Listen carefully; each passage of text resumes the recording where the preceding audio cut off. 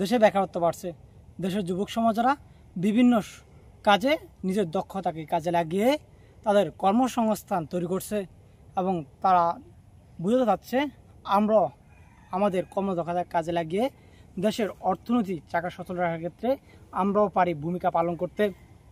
ইতিমধ্যে নোয়াখালী প্রত্যন্ত অঞ্চলে মাল্টা চাষ করে মোহাম্মদ শাহিন আলম এখন গ্রাম অঞ্চলে বিভিন্ন আলোড়ন সৃষ্টি করে মানুষের মধ্যে টাক লাগিয়ে দিয়েছে।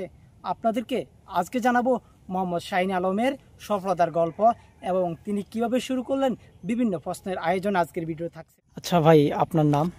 আমার নাম মোহাম্মদ শাহিন আলম। এটা কোথায় অবস্থিত?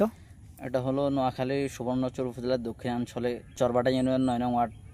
আপনি যে এখানে চাষাবাদটা শুরু করলেন, মাথায় বা আপনার আইডিয়াটা কীভাবে শুরু হলো?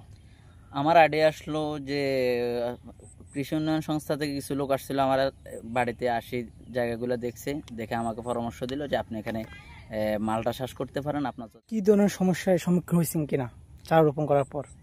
শুরুতে আমি সমস্যার সম্মুখীন হয়েছি যে সার রোপণ করার পর কিছুদিন পর আমার চারাগুলো লাল হয়ে গিয়েছে। তো আমি কৃষি সংস্থার কৃষি কর্মকর্তাদের কাছে পরামর্শ চাইছি। ওরা বিভিন্ন দিক নির্দেশনা দিয়েছে, কিছু ঔষধ, সার বা কীটনাশকের পরামর্শ দিয়েছে। ওগুলো আমি ব্যবহার করার পর আলহামদুলিল্লাহ আমার গাছগুলো আগের মতো বা সতেজ হয়ে গিয়েছে। আপনার এখানে তো বেশ অনেকটুকু জায়গা আছে, এখানে কতটুকু জায়গা হবে? আমার এখানে প্রায় 3 কড়া জায়গা। তো 3 কড়া জায়গার মধ্যে আমি 60টা গাছ রোপণ করেছি। তো আলহামদুলিল্লাহ আমার মোটামুটি এখন গাছগুলা বড় হয়েছে, ফলন হয়েছে। তো আমি প্রাথমিক যখন গাছ ফলন ধরেছে তখন ফুলগুলা ছিঁড়ে ফেলে দিছি গাছের ভালোর জন্য, গাছগুলা যেন বড় হয়। তো প্রথম 2 ফুলগুলো ছিঁড়ে ফেলে দিয়েছি, পরবর্তী 3য়বারের ফুলগুলো রেখেছি। এখন আলহামদুলিল্লাহ আমার গাছে যথেষ্ট মালটা আছে, প্রতি গাছ প্রতি 10 থেকে 15 কেজি মালটা আছে। আচ্ছা, এখানে আপনি যে শুরু করলেন, যেহেতু এখানে নিচু জায়গা, ওই দৃষ্টিকোণ থেকে আপনার এখানে জায়গা ভরাট করতে বা বিভিন্ন কাজকর্ম করতে এখানে কত টাকা আপনি ইনভেস্ট করছিলেন? প্রাথমিক পর্যায়ে জায়গাটা অনেক নিচু ছিল, তো আমি এখানে বালু ভরাট করতে প্রায় 30 থেকে 35 হাজার টাকা খরচ করেছি। বালু ভরাট করার পর এরপরে বিভিন্ন হাঁস দিয়ে গাছগুলো বপন করেছি। তো আমার আনুমানিক প্রাথমিক পর্যায়ে প্রায় 35 হাজার টাকার মতো খরচ হয়েছে জায়গাটা মানে বীজ করার জন্য। আচ্ছা, এখন পর্যন্ত আপনি কয়বার হচ্ছে যে মালটা বাজারে জাত করছিলেন? বাজারে জাত আমি এই প্রথম করছি, আগে আর করি নাই। আগে এখন মাত্র বাজারজাত শুরু করছি। আচ্ছা, আপনার এখানে তো প্রায় 60টা গাছ আছে। এই 60টা গাছ হচ্ছে বিভিন্ন ধরনের সার, ওষুধ, কীটনাশক ওষুধগুলো দিতে হয়। তো এই দেওয়ার প্রক্রিয়াটাকে? দেওয়ার প্রক্রিয়াটা হলো যে আমাকে যখন যে সমস্যার সম্মুখীন হয় তখন আমি কৃষি উন্নয়ন সংস্থার লোকদের কাছে পরামর্শ চাই। তখন তারা আসি, দেখে কিভাবে দেওয়া যায় পরামর্শ দিয়ে যে তাদের পরামর্শ অনুযায়ী কীটনাশক ব্যবহার করি। আচ্ছা, এই গাছগুলো রোপণ করার পর কতদিন বয়স হতে মানে ফল আসা শুরু করছিল? আমাকে চারা দেওয়ার পর থেকে দেওয়ার প্রায় 6 মাস পরে ফুল আসছে। তো আমি ওই ফুলগুলো ছিঁড়ে ফেলে দিয়েছি। তো 2বার আসার পর এখন প্রায় 1.5 বছর পর থেকে আমি ফল লাগিয়েছি। তো আলহামদুলিল্লাহ এখন আমার ফল বড় হয়েছে, বাজারজাত করার সময় হয়েছে। আমরা যতটুকু জানি যে কৃষি কর্মকর্তাদের বিভিন্ন তথ্য অনুসারে যে মালটার যে পুষ্টিকর বিষয়টা ফলের, 15 সেপ্টেম্বরের আগে হচ্ছে যে মালটাগুলো পুষ্টিকর হয় না তাদের মতে।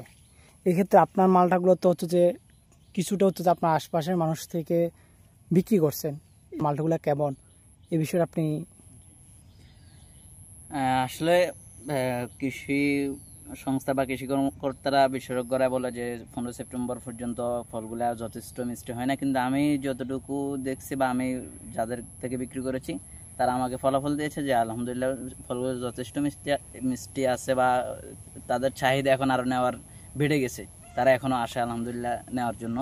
ওই মালটা ক্রয় করছেন, ক্রয় করার ক্ষেত্রে আপনার থেকে মালটা কেমন লাগছে? জি আলহামদুলিল্লাহ, আমি অনেকবারই মালটা নিয়েছি মালটা এবং বাগানে এসে মালটা খেয়েছি। তবে মোটামুটি মালটা ঠিক আছে, আমি কিনে নিয়েছি এবং আজকেও আবার কেনার জন্য আসছি। দামটা কেমন আপনার থেকে বাজার তুলনায়? বাজারের তুলনায় দামটা মোটামুটি আয়ত্তের ভিতরে আছে, দামটা নিয়ন্ত্রণে আছে। আচ্ছা, যেহেতু আপনার এলাকায় স্থানীয় মালটা কিনলে কি বেশি নিশ্চিত বোধ করেন?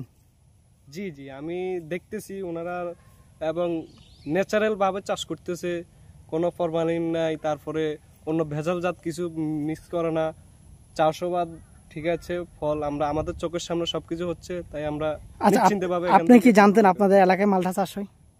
জি আমি জানছি, মনে করেন যে 1 বছর হয়েছে, প্রথম যখন ফুল আসছে উনি আমাকে নিয়ে আসছে মালটা বাগানে দেখাইছে, সেই থেকে আমি মালটা টুকটাক ক্রয় করতেছি। আবার আপনার আশপাশে যারা আসবে তাদের জন্য কেমন ইয়া রাখবেন? সুযোগ সুবিধা বলতে আমি বাজারজাত মূল্যে করব, এর থেকে বিশেষ কিছু ছাড় ইনশাল্লাহ থাকবে। আচ্ছা, মালটা চাষ থেকে বছরে আমি আশাবাদী যে ইনশাল্লাহ এই বছর কমপক্ষে 70 থেকে 80 হাজার টাকার মালটা বিক্রি করতে পারবো ইনশাল্লাহ। যেহেতু আপনার এখানে সর্বপ্রথম আপনি বাজারজাত করবেন, আপনি এ পর্যন্ত কোনো বাজারজাত করছেন কিনা? আমি বাজারজাত ওরকম ভাবে বেশি আকারে করি নাই, তবে প্রতিবেশী বা যারা চাইছে ওদেরকে কিছু হালকা বিক্রি করেছি। বাংলাদেশে তো পাই প্রচুর বেকার, অন্যান্য কৃষকদের কি দিবেন পরামর্শ হিসাবে, আপনি কি দিবেন? আমি তো এই প্রথম আলহামদুলিল্লাহ মালটা শুরু করছি, আলহামদুলিল্লাহ এখানে যতটুকু প্রয়োজন আলহামদুলিল্লাহ আমি সফল। তো এই জন্য আমি পরামর্শ দেব, যারা এখন বেকারত্বে ঘুরছেন বা চাকরির সুযোগ অনেকের থাকে না, তো আমি বলবো যে আপনার যদি যথেষ্ট জমি থাকে তাহলে আপনি মালটা চাষ করতে পারেন, আলহামদুলিল্লাহ যথেষ্ট সাফল্য হওয়ার সুযোগ থাকতে পারে। আচ্ছা, আপনি এই চারাগুলা কোথা থেকে পাইছিলেন? আমি চারাগুলা পেয়েছি আমাকে সাগরিকা উন্নয়ন সংস্থা থেকে দিয়েছে। তো ওনারা আমাকে সংস্থা থেকে প্রায় 60টা মালটার চারা দেয়। অতঃপর আমি এগুলাকে পরিচর্যা করে আস্তে আস্তে আপনার যথেষ্ট জায়গা যেরকম হওয়া দরকার ওরকম আছে, আপনি যদি চাষ করতে চান তাহলে আপনাকে আমরা কিছু চারা ব্যবস্থা করে দিব। তো আমি অতঃপর পরামর্শ করে দেখলাম ওনাদের সাথে, ওনারা বললো যে জায়গা ঠিক আছে, আপনি চাইলে করতে পারেন। আচ্ছা, এই সার্বক্ষণিক সহযোগিতা হচ্ছে সাগরিকা উন্নয়ন সংস্থা। জি, আমাকে সর্বক্ষণিক কৃষি কর্মকর্তারা যে কোনো সময় যে কোনো পরামর্শ দেওয়ার জন্য প্রস্তুত থাকে। এখন যে কোনো সময় আমি যখন তাদেরকে বলি তারা আসে দেখে পরামর্শ দিয়ে যায়। আচ্ছা, ধন্যবাদ। এই জন্য তাদেরকে ধন্যবাদ। এখান থেকে মালটা ক্রয় করছেন আপনার এলাকায় থেকে, তো এখান থেকে কেমন লাগছে? আলহামদুলিল্লাহ ভালো লাগছে। দীর্ঘদিন আমাদের এখানে মালটা বাগান প্রায় 2 বছর আগের থেকে চলতেছে। চাষ যেতকে করে সেতকে থেকে আমরা এখানে আসছিলাম।